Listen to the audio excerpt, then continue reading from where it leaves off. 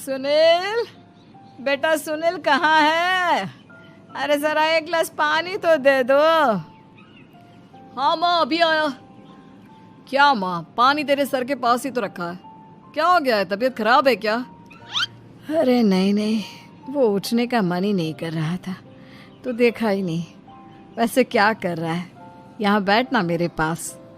माँ पढ़ रहा था। वो कहना नौकरी में तो वक्त नहीं मिलता, अब ऑफिस से घर आकर ही तो वक्त मिलता है। अच्छा अच्छा ठीक है, पढ़ ले जा बेटा। सुनील पढ़ लिख कर और आगे बढ़ना चाहता था, लेकिन माँ की तबीयत खराब देखकर सोचता है कि शादी ही कर ले। कब तक माँ का ख्याल वो अकेले रख पाएगा? तो एक दिन, माँ ये ममता है, मैंने इससे शादी कर ली है। तुम्हारी तबीयत भी ठीक नहीं रहती तो मैंने सोचा शादी कर लेता हूँ। घर संभालने वाली और तुम्हें संभालने वाली कोई आ जाएगी तो अच्छा रहेगा। माँ अचानक से सामने बहू देखकर हैरान रह जाती है। बेटा ये क्या बात होती है? न बैंड, न बाजा, न दहेज, न शगुन, ऐसे कैसे बहू आ गई? माँ तू तो जानती है मैं नौकरी के साथ पढ़ाई कर रहा हूँ, तो कहाँ से इतना पैसा बचा पाता कि धूमधाम से शादी करता। वैसे भी माँ लोग तो आकर खाकर निकल जाएंगे, इसलिए बस वैसे ही। माँ जी, मैं आपका ख्याल रखूंगी। वैसे भी ये आगे की पढ़ाई कर रहे हैं, अच्छा कुछ कर गए तो सबके दिन फिर से अच्छे आ जाएंगी। सास को ममता की बात ठीक तो लगती है, लेकिन मन में कहीं ना कहीं लगता है कि कहीं बहू बेटे को लेकर फुर्र ना हो जाए और फिर तो वो रह जाएगी अकेली। बेटा देख, मेरा जो कुछ भी है वो सुनील ही है, और सुनील का भी अब इस दुनिया में मैं ही हूँ और कोई नहीं। क्या सुनील? बिल्कुल माँ, लेकिन आज से ममता भी मेरे जीवन का अहम हिस्सा है, जैसे तू है। सास को बड़ा बुरा लगता है कि उसकी सल्तनत में कोई और हिस्सेदार कैसे हो सकता है। कैसे कोई और उसके 30 साल के बेटे की जिंदगी में अचानक से आकर बराबर का हिस्सेदार बन सकता है। देख बहू, मैं भले थोड़ा बीमार रहती हूँ, लेकिन इसका मतलब यह नहीं कि घर की चीजों में मेरा कंट्रोल खत्म हो गया है। मैं आज भी इस घर की रानी हूँ, समझी? बेटा सोचता है कि ये माँ को अचानक से क्या हो गया। कल तक जो माँ कहती थी कि जिंदगी का कोई भरोसा नहीं, वो अचानक से जंग के मैदान की झांसी की रानी कैसे बन गई? माँ क्या हो गया है? सब ठीक है ना? अचानक कैसी बात कर रही हो? ममता का आज पहला दिन है, स्वागत करो उसका। आसपास की आंटियों को बुलाओ, नई दुल्हन की मुंह दिखाए करवाओ।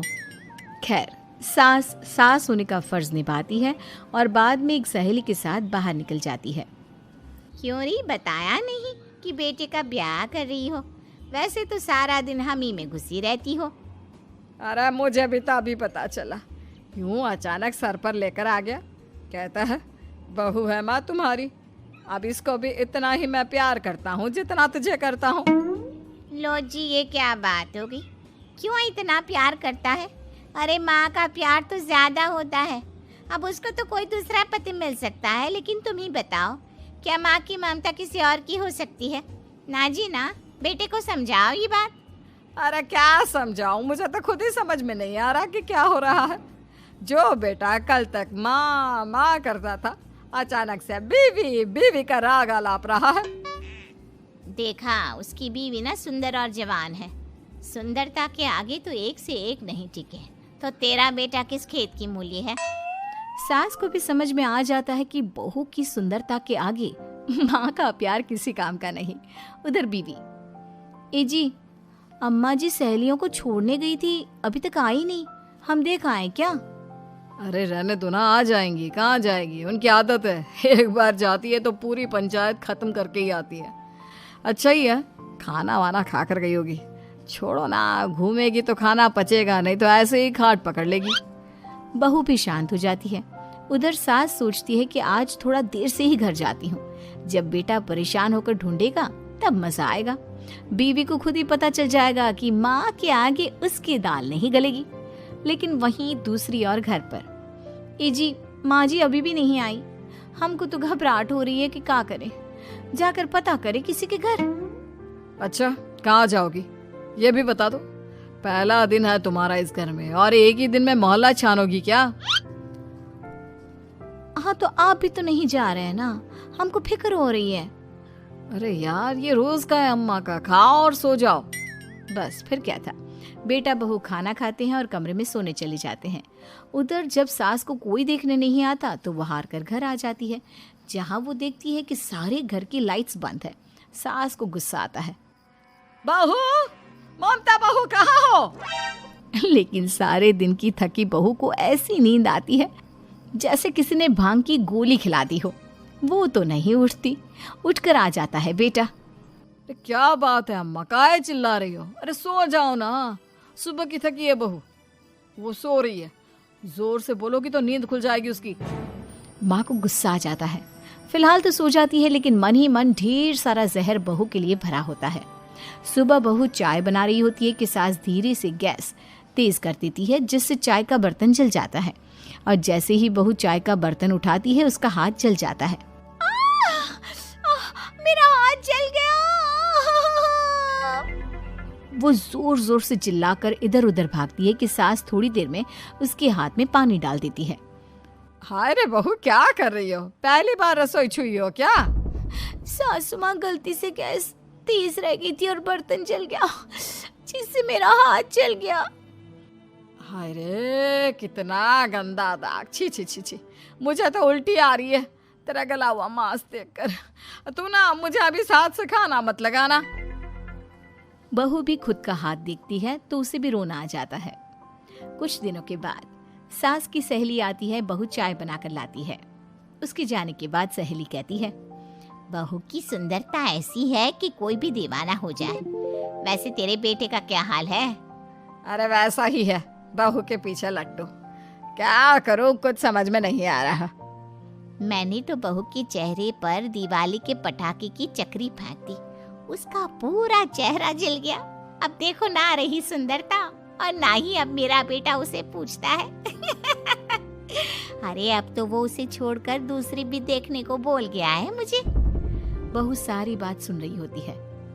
आंटी एक बात बताइए, क्या भरोसा है कि दूसरी सही आए और आपके अनुसार रहे? देखिए आंटी, मेरी सासू माँ को गलत बात सिखाने की जरूरत नहीं है।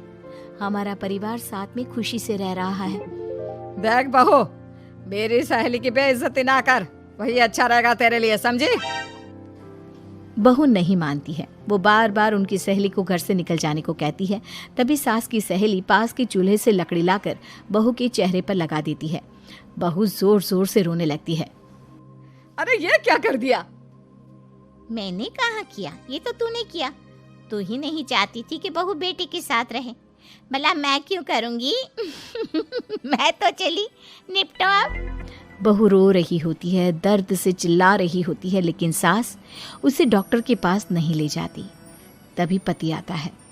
क्या हो गया ममता? ये दाग कैसे लगा? तुम कैसे जली? ममता कुछ नहीं कहती, बस दर्द से करा रही होती है। पति माँ की तरफ देखता है। हो ना हो माँ, ये पक्का आपका काम है। आप ही ममता से जला करती थी ना। देखना माँ, अब पुलिस आएगी, केस बनेगा, लेकिन पहले मैं ममता को अस्पताल लेकर जा रहा हूँ। सभी अस्पताल जाते हैं, जहाँ डॉक्टर ममता की सास से कहते हैं, आपने तो नहीं जलाया ना बहू को? अब ममता की सास के तो पसीने छूट रहे होते हैं। वो घबरा कर कहती है, ना ना डॉक्टर साहब, कैसी बात करते हैं? हम क्या जलाएंगे अपनी बहू को? डॉक्टर ममता के पति से पूछते हैं। देखिए, क्योंकि ये ससुराल में जली है तो मामला पुलिस का बनता है, तो आप पहले पुलिस को बुलाइए, तभी इलाज पूरा होगा।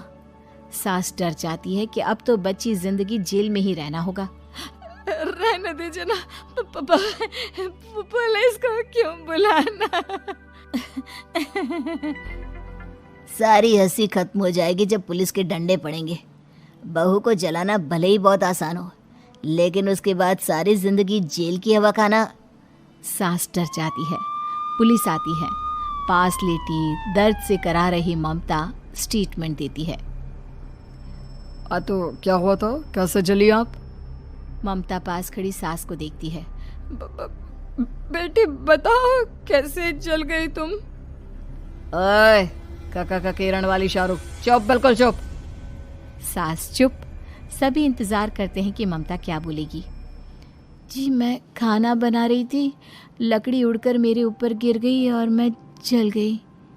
सास बहू की बात सुनकर रोने लगती है। देखा माँ, कितनी समझदार है ममता। ये चाहती तो हाँ बेटा, ये चाहती तो मैं आज जेल में होती। मुझे माफ कर दे, मैं आगे से अभी कभी ऐसा नहीं करूंगी। बहू के